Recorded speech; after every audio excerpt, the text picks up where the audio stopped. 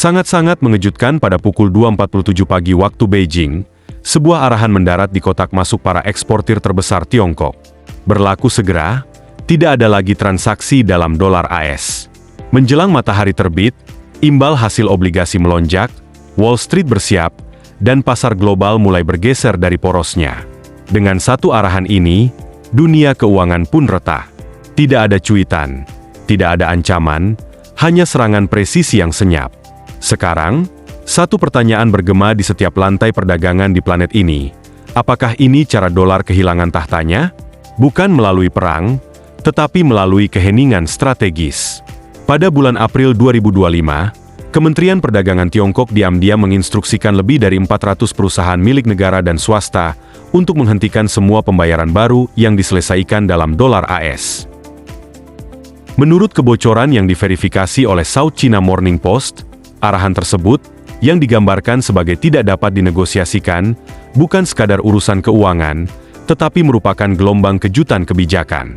Bloomberg melaporkan penurunan langsung sebesar 12,4% dalam volume penyelesaian perdagangan berdenominasi dolar dari Tiongkok dalam waktu 72 jam. Analis Diing menyebutnya sebagai sinyal paling jelas bahwa Beijing sedang melembagakan dolarisasi. Namun, di balik kebijakan tersebut terdapat sesuatu yang lebih dari sekadar strategi mata uang. Ada sebuah rencana. Pangsa yuan dalam pembiayaan perdagangan global, yang melonjak dari 4,5% pada pertengahan 2023 menjadi 7,6% pada Maret 2025, menunjukkan momentum yang tidak lagi dapat diabaikan. Ini sedang direkayasa. Dengan meluasnya yuan digital ke dalam kontrak energi bilateral, langkah Tiongkok selanjutnya tampaknya bukan lagi tentang divestasi, melainkan tentang dominasi. Namun, bagaimana hal ini dapat mengakibatkan keruntuhan keuangan dunia nyata bagi AS? Dampak langsung mulai terasa.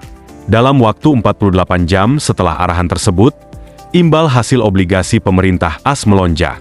Obligasi 10 tahun melonjak 38 basis poin menjadi 5,09%, level tertinggi sejak sebelum krisis keuangan 2008. Menurut JP Morgan, lebih dari 212 miliar dolar dalam obligasi pemerintah dijual hanya dalam 4 hari perdagangan.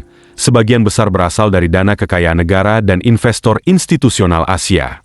Bank Rakyat Tiongkok telah memangkas kepemilikan utang AS dari 859 miliar dolar pada bulan Januari menjadi 729 miliar dolar pada bulan Maret, menurut data Departemen Keuangan AS.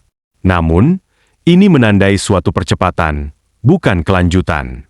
Muhammad Alan, penasihat ekonomi utama Allianz, memperingatkan di CNBC bahwa perubahan tersebut dapat mendefinisikan ulang dasar biaya pinjaman global. Sementara itu, volatilitas pasar obligasi AS melonjak ke level yang tidak terlihat sejak Maret 2020. Ini bukan masalah besar. Itu adalah sinyal strategis. Jika dolar dijadikan senjata, Beijing akan memperlakukannya seperti kewajiban. Namun, jika obligasi pemerintah tidak lagi aman, apa yang sebenarnya aman? Dominasi dolar telah terkikis secara diam-diam selama lebih dari 1 dekade. Data IMF menunjukkan bahwa cadangan bank sentral global yang disimpan dalam USD turun menjadi 57,2% pada kuartal pertama 2025, turun dari 71% pada tahun 2000. Namun, penyelesaian mendadak dalam dolar oleh ekonomi terbesar kedua di dunia mungkin telah mengubah keseimbangan. Bukan hanya Cina, kata Eswar Prasad, mantan pejabat IMF, dalam wawancara dengan Wall Street Journal. Kita tengah menyaksikan pemisahan sistematis antara batu bata dan beberapa ekonomi yang selaras dengan G7. Penggunaan yuan dalam penyelesaian lintas negara naik hingga 48% pada bulan Maret, menyalip dolar untuk pertama kalinya dalam sejarah data perdagangan Tiongkok. Terlebih lagi, Saudi Aramco mengonfirmasi pengiriman minyak penuh pertamanya ke India yang diselesaikan dalam yuan pada tanggal 18 April, seperti yang dilaporkan oleh Reuters. Jubah mata uang cadangan tidak lenyap begitu saja. Ini mengikis transaksi demi transaksi. Jadi, apa yang akan menggantikan SWIFT? Dan mengapa Washington harus khawatir? Ini bukan kepanikan. Ini adalah langkah yang terencana. Dan jika ini adalah langkah pembuka Cina, seperti apa wujud cekmate nanti? Sementara SWIFT mengirimkan lebih dari 5 triliun dolar setiap hari melalui 11.000 lembaga keuangan yang dibangun di atas infrastruktur yang telah berusia puluhan tahun. N-Bridge milik Cina yang dikembangkan bersama dengan UEA, Thailand, dan Pusat Inovasi BIS baru saja menyelesaikan uji coba pada bulan Maret. Mereka berhasil menyelesaikan perdagangan lintas batas senilai 23 juta dolar hampir secara real-time, sepenuhnya dapat dilacak dan berada di luar pengawasan AS.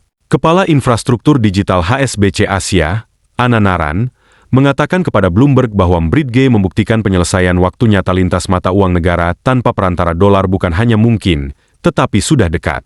Sementara AS memperdebatkan peluncuran CBDC, Yuan Digital Tiongkok sudah memproses lebih dari 250 miliar dolar setiap tahunnya dalam penyelesaian domestik dan lintas batas, menurut data PIK dari April 2025. Ini bukanlah bukti konsep yang futuristik, sudah aktif dan berfungsi. Namun, saat Beijing membangun aliran darah keuangan yang sepenuhnya baru, respons Trump telah memicu guncangan moneter di dalam negeri. Postingan Presiden Trump tentang kebenaran pada tanggal 19 April bersifat terus terang. Pangkas suku bunga sekarang atau kita berisiko mengalami kehancuran total. Dalam beberapa jam, tekanan meningkat pada Fed. Namun, pemotongan suku bunga yang dipaksakan bukanlah solusi jangka panjang. Itu adalah katup tekanan. Indeks dolar anjlok dari 104,3 menjadi 98,7 dalam 5 hari, mencatat penurunan mingguan tertajam sejak 2009. Menurut Goldman Sachs, arus keluar modal mencapai 76 miliar dolar pada minggu ketiga April saja, dipimpin oleh aksi jual obligasi pemerintah dan lindung nilai perusahaan. Ironisnya, suku bunga yang lebih rendah dapat merangsang pinjaman jangka pendek, tetapi justru mengikis kepercayaan terhadap stabilitas jangka panjang dolar AS. Muhammad Ali Eleran memperingatkan di Financial Times bahwa mempermurah dolar secara artifisial hanya akan mempercepat pelarian ke aset non-dolar, terutama emas dan komoditas lainnya. Efek yang tidak diinginkan kini terlihat di pasar valuta asing. Untuk pertama kalinya dalam 40 tahun, dolar kehilangan nilai secara bersamaan terhadap yuan, yen, dan rubel. Jadi, jika mesin fiskal Washington terlalu panas sementara Beijing memperbaiki jaringan listriknya, siapa yang sebenarnya memegang kendali? Menurut data dari Indeks Diplomasi Global Institute Lloyd dan Statistik Perdagangan IMF, hingga kuartal pertama 2025, 128 negara kini melakukan lebih banyak perdagangan dengan Tiongkok dibandingkan dengan Amerika Serikat. Ini termasuk Jerman, Korea Selatan, UEA, dan bahkan mitra lama AS seperti Australia dan Chili. Volume ekspor global Tiongkok melonjak 8,9% tahun ke tahun pada kuartal pertama 2025, sementara ekspor AS menyusut 3,2% selama periode yang sama, menurut Biro Sensus AS. Bloomberg mencatat bahwa kebangkitan Tiongkok tidak hanya disebabkan oleh volume, tetapi juga kecepatan peningkatan kesepakatan perdagangan bebas bilateral di seluruh kawasan Amerika Latin dan benua Afrika. Sebaliknya, AS belum menandatangani kesepakatan perdagangan baru yang signifikan sejak USKA pada tahun 2020. Seperti yang ditulis sejarawan ekonomi Adam Tooze dalam Kebijakan Luar Negeri, perdagangan bukan lagi sekadar gravitasi ekonomi. Ini adalah penyelarasan strategis yang membuat semakin banyak negara condong ke timur. Namun, jika arus perdagangan mengikuti kekuatan, apa yang terjadi ketika arus modal mulai berbalik? Ekonomi AS berkontraksi 0,7% pada kuartal pertama tahun 2025, menurut perkiraan awal Departemen Perdagangan, yang menandai 2 kuartal berturut-turut pertumbuhan negatif. Namun, berita tersebut menimbulkan keretakan struktural yang lebih dalam. Upah real turun 2,1% dari tahun lalu.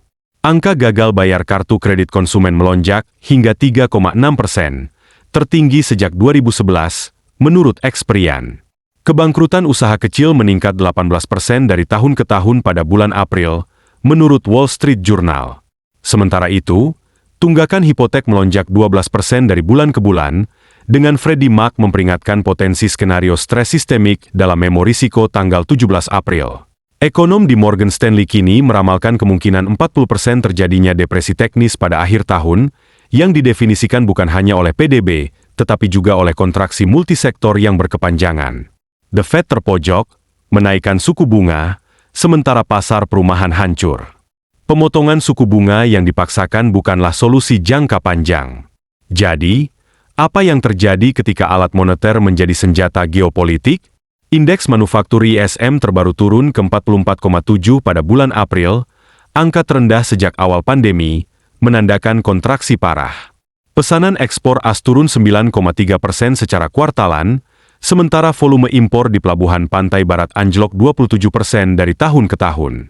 Menurut data Pelabuhan Los Angeles bulan April, Asosiasi Eksportir Amerika melaporkan bahwa hampir 1 dari 5 eksportir manufaktur utama telah kehilangan akses ke pemasok utama Tiongkok menyusul larangan pembayaran modal Beijing. Boeing, yang pernah menjadi eksportir terbesar Amerika, mengalami 14,2 miliar pembatalan pesanan pada kuartal pertama, lebih dari 2 kali lipat tingkat kuartal keempat 2024, menurut Reuters. Sementara itu, perusahaan asuransi kredit perdagangan seperti Euler Hermes memangkas batas eksposur AS mereka dengan alasan volatilitas risiko non-pembayaran. Jika arteri perdagangan tersumbat, kepemimpinan menjadi tidak relevan. Namun, pertanyaan yang lebih mendalam mungkin adalah, apakah kerusakan sesungguhnya berasal dari Beijing atau justru dari Washington? Perilaku fiskal pemerintah AS sendiri mengikis fondasi kepercayaan terhadap dolar.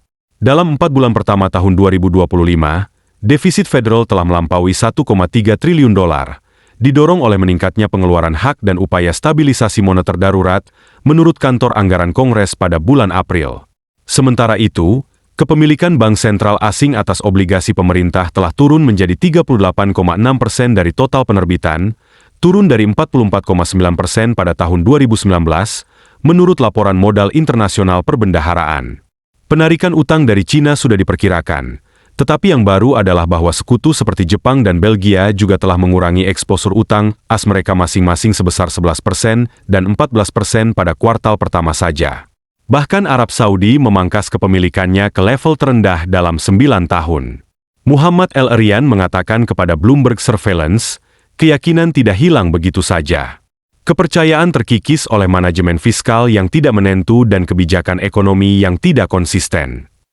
AS kini tidak hanya terbangun di dunia dengan lebih sedikit pembeli, tetapi juga mendorong mereka menjauh. Jadi, pertanyaan sesungguhnya bukan lagi apakah dolar menjadi sasaran, tetapi apakah dolar sedang disabotase dari dalam. Jika Tiongkok secara strategis memutus hubungan dengan dolar sementara AS merusaknya dari dalam, siapa yang sebenarnya mengendalikan masa depan keuangan global? Seiring dengan semakin kuatnya PBB, perbendaharaan negara kehilangan pamornya, dan kebijakan Amerika sendiri mempercepat penarikan investasi. Domino berikutnya mungkin bukan kesepakatan perdagangan atau pertukaran mata uang, tetapi rotasi cadangan global.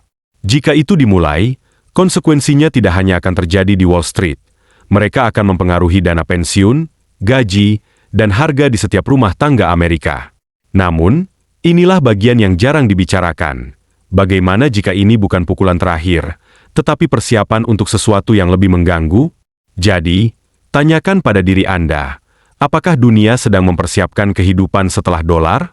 Atau apakah AS sedang menulis obituari keuangannya sendiri?